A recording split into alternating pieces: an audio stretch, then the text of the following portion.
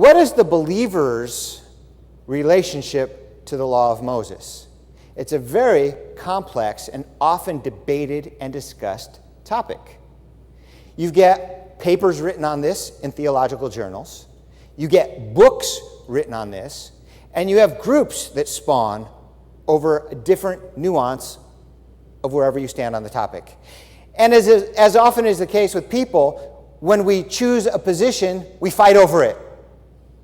So what Doug did is he analyzed, what exactly are we fighting over? Not so much as what's your position, my position, and let's fight over that, but what's the difference in our position? What is the law of Moses?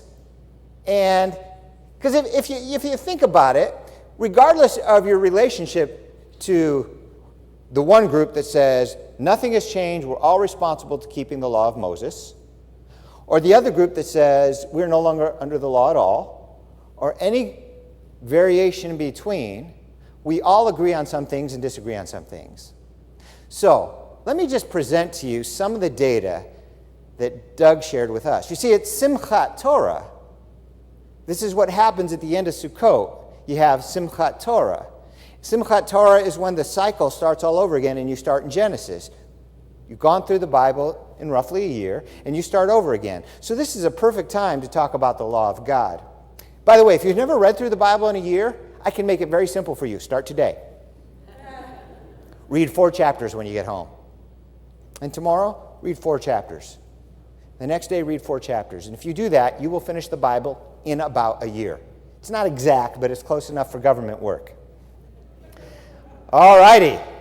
Now, Simchat Torah, Torah follows Sukkot. It's the celebration of the Torah. What part does the Torah play in the lives of followers of Yeshua today?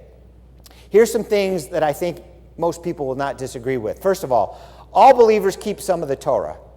They may not say they're keeping the Torah, but to simplify things, I'm going to say we all keep some of the Torah. For example, thou shalt not commit adultery. Nobody thinks that one's gone away. You shall not murder. Nobody thinks that one's gone away. So however you want to look at it, we can say all believers keep some of the Torah. It's also a fact that no believers keep all of the Torah. Even if you wanted to, you can't. It's impossible. The temple's gone. Right? So all believers keep some, none keep all. So the question is, which laws do we keep? Which laws should we keep? And then this question, should we fight or divide over the difference? Now listen, there are some things worth fighting for. Some things worth fighting over. I don't mean being nasty over, but taking a strong stand on and saying, hey, if you have a different perspective, you go your way, I'll go mine, we'll agree to disagree. But our philosophy around here is in the essentials, unity, in the non-essentials, liberty, and in all things, charity. So what we're dealing with here is not an essential, but it's something to have an opinion on, but definitely not something to fight over. And as I get through this, I think you're going to understand exactly what I'm talking about. We're going to have to define some terms. I'm going to give you a big table. And on this table, there's going to be some letters and numbers. You've got to know what they stand for. So on this table, B stands for believer, MB for a messianic believer, MTP, Messianic Torah Positive. So basically, Doug took these concepts and tried to narrow them down as specifically as he could. You have basically 2 schools within Messianic Judaism. Those who say the whole Torah, nothing but the Torah, so help me God. All 613 are valid and we must keep them all, and all the traditions on top of that. And you have other Messianic believers that are much less observant. So Doug broke them up into 2 categories because these are the categories that they fight over. The next one is, oh, I didn't put it on there. We've got believers in general, so we'll just stick with that one. Believers in general, then Messianics into 2 categories, the Torah positive and just general run-of-the-mill Messianic folk. Now, when we talk about the Mosaic laws, what are we talking about? Here's what we're talking about. 613 laws. 248 deal with things you should do. They're positives, the thou shalts. Honor your father and mother, for example, would be a thou shalt. And then you got about 365 thou shalt nots, like don't take the Lord's name in vain. Go through the whole Old Testament, the rabbis came up with 613, broken up into shalls and shall nots, and I kind of like you got one for every day of the year in the shall nots. That's one way to help you remember it. 365 things you should not do. Total of 613. Now, you'll notice, if you can see my table, we've got a category, and we're just going to start putting numbers in and populating this list. For example, as you see here, category, the first one I'm going to list. Now, if you can't read it, that's okay. I'm going to tell you what it says. First one I've got up there is temple priests and sacrifices. Okay? So there's 92 shalls in that category and 105 shall nots for 197 total. So we're dealing with 613. 197 of these shalls and shall nots deal with the temple, the priests, and the sacrifices. 69 deal with government and judicial. So there's 8 shalls and 61 shall nots.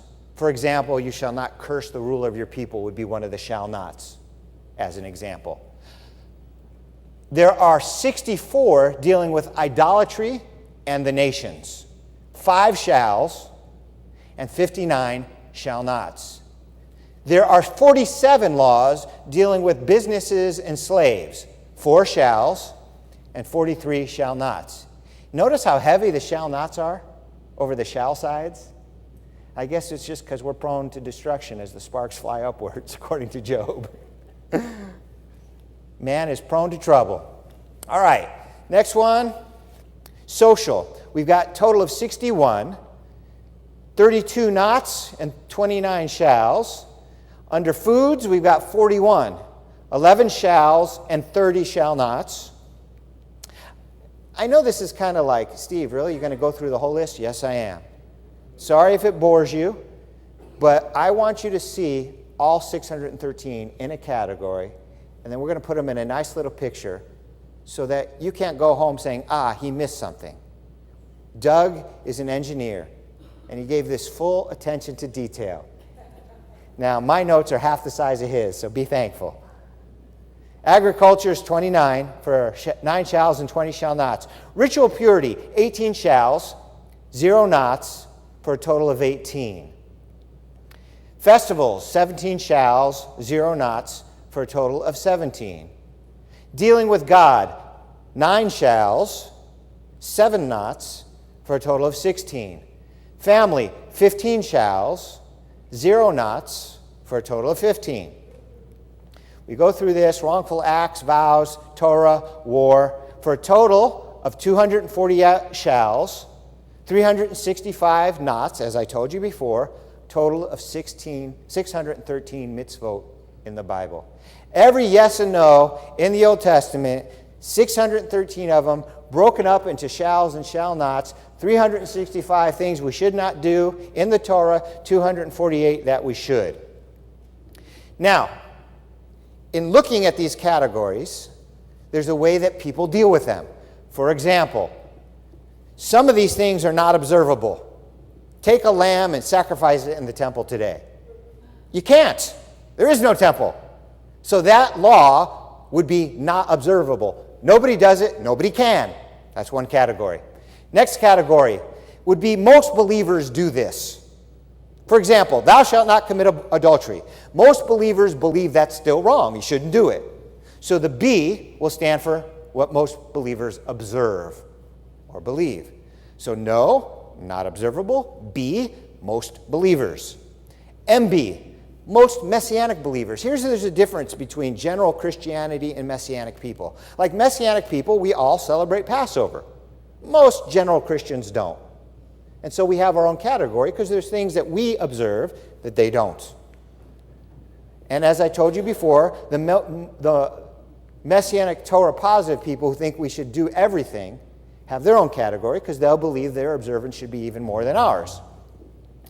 And then there's another category. It's a category that Messianic Torah positive people could observe but choose not to.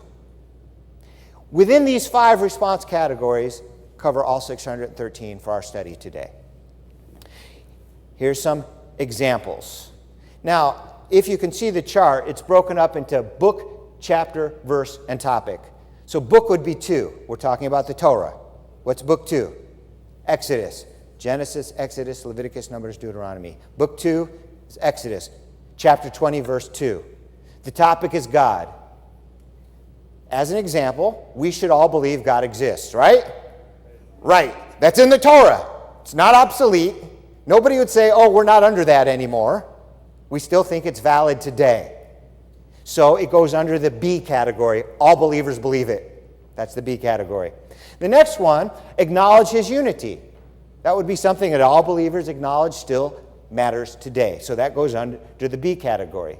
So out of the 613, I've given you examples of 2 that go under the B category.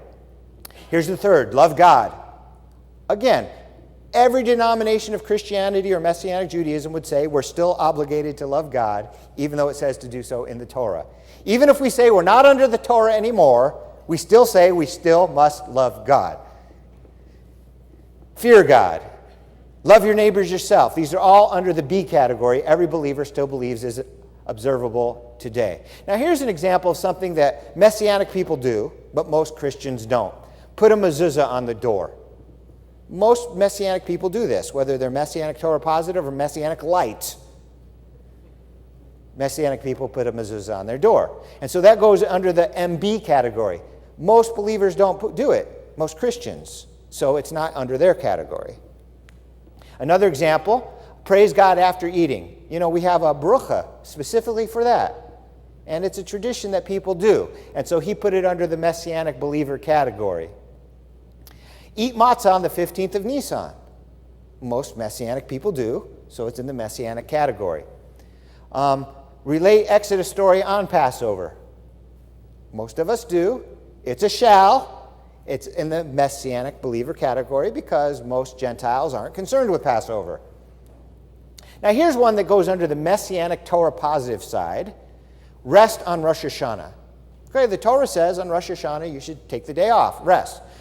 Most Messianic people don't take that day off. Maybe we should, but we don't. But that group does. And so they get this one in their category. This next one is brothers should marry their childless widows. So when your brother dies, his widow is now available. You should marry her and raise up children in his name. That's a levirate marriage. It's biblical in the Old Testament. It's in the Torah. There's no laws against it today, and it's not tied to temple, so they could do this. But nobody does. It's not part of our culture. We don't do it. It could be observed. It is observable. We just choose not to do it. We believe it's no longer pertinent, or we think it's pertinent, but still don't do it. Whatever the reason is, it gets into that category of nobody observes it. Messianic Torah positive people do not observe it, even though theoretically their system says keep it all.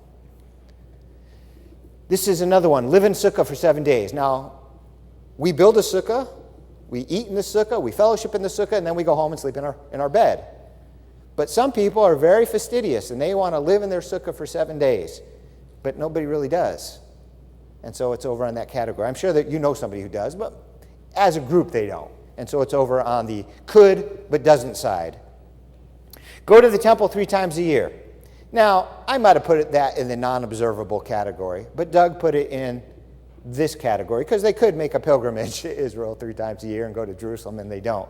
So the category, the way he did it might be a little different than the way I did it. You can do your own categories the way you want if you want to go through all 613. Next one, annul debts in the year of Jubilee. That's doable, but nobody does it. And so it's under the side of Messianic Torah possible but not doable. And nobody does it, that is. All right, next one, give a half shekel to the temple each year. Well, nobody does that. It's not doable. The temple's gone, so it's in the no category. Nobody can do it, even if they wanted to. Bring the first fruits to the temple. Not observable. Nobody could do it, even if they wanted to do it. Choose king from Israelites. Not doable. Stone adulterers to death. Not doable. You say, well, yeah, we could do it. No, it's illegal. You can't do it. Besides, as Yeshua said, like he who is without sin, pick up the first stone.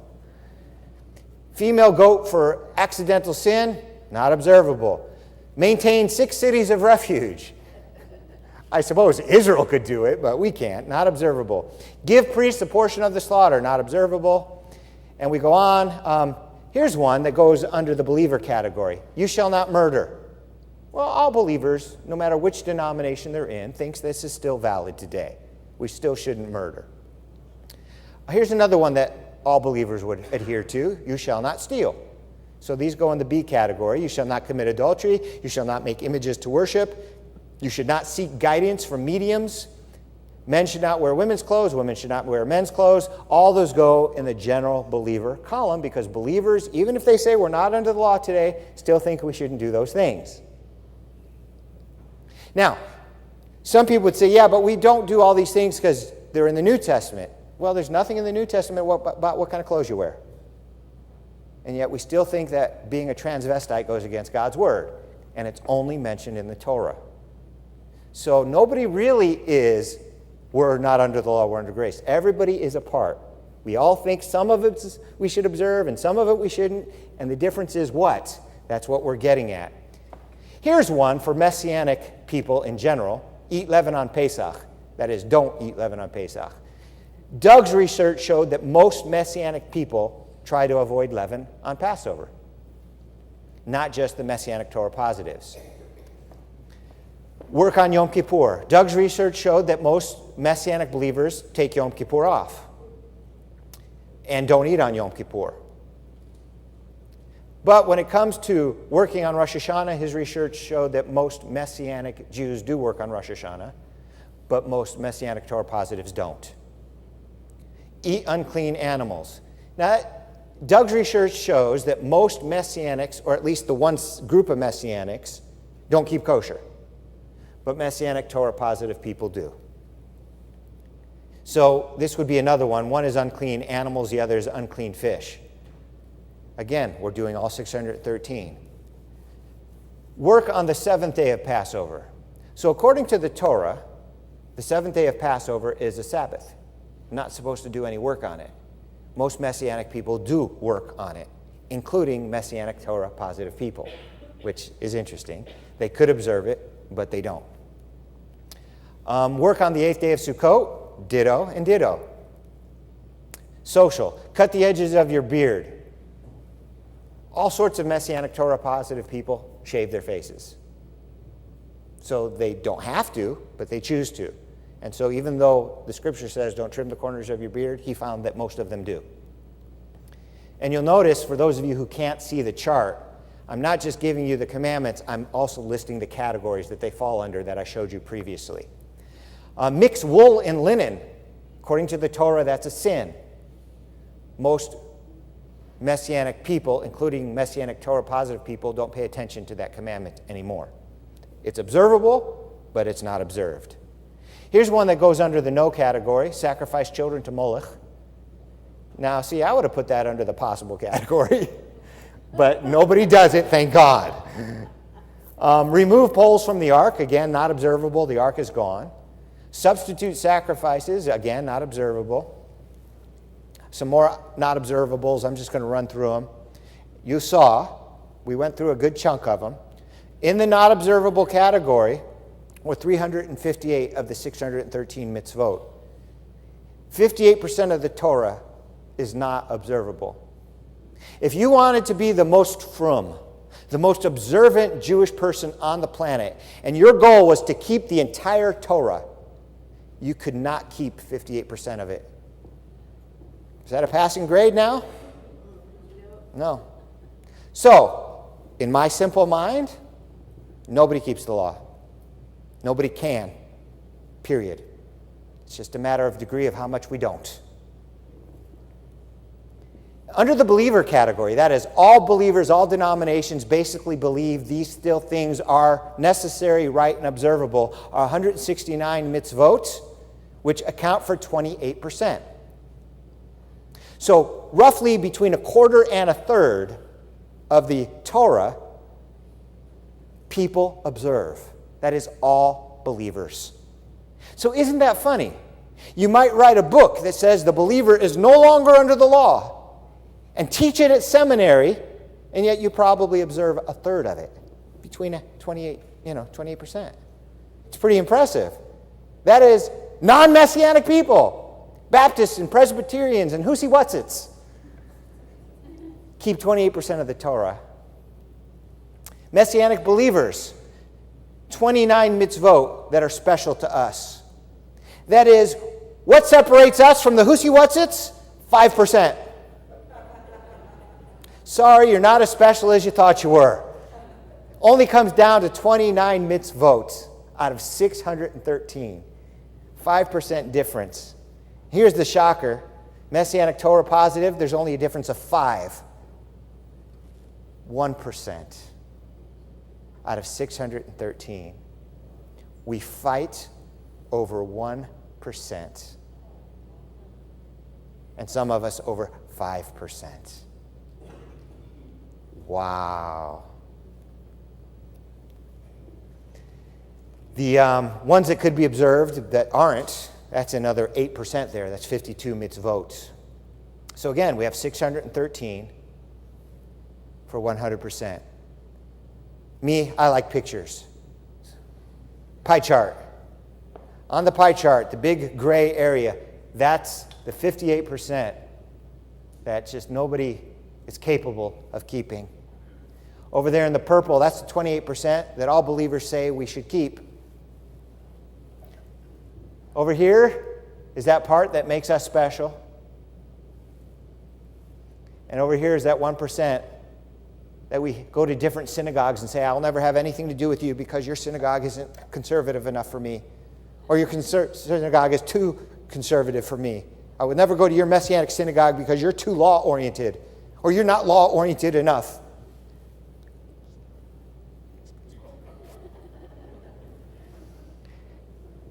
And then, of course, the 8% that nobody really worries about.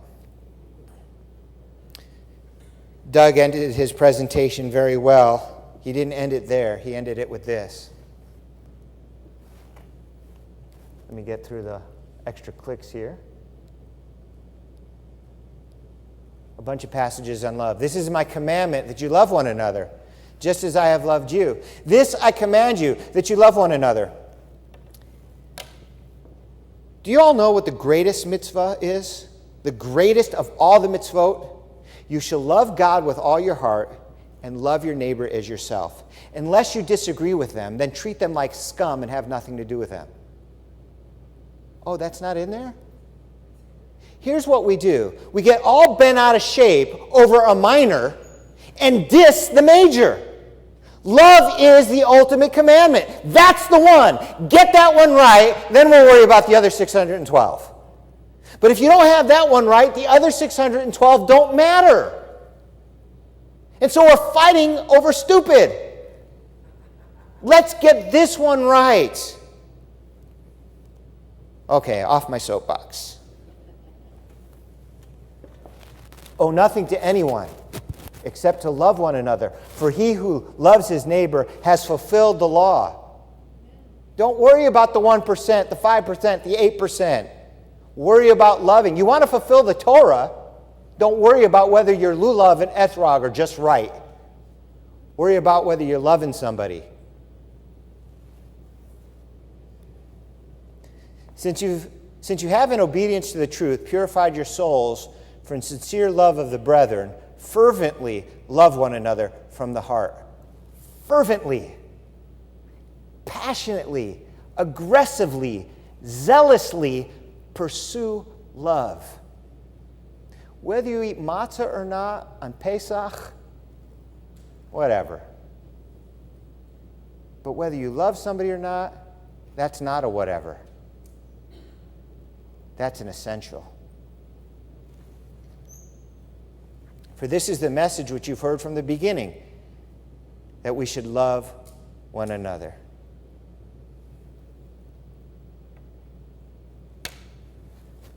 $613 mitzvot, 365 knots and 200 and some odd change of shalls. We saw every category for them and broke them up into who does what. Great lesson. Throw it all aside. One mitzvah and one mitzvah matters. Love your neighbor as yourself. Please join me in prayer.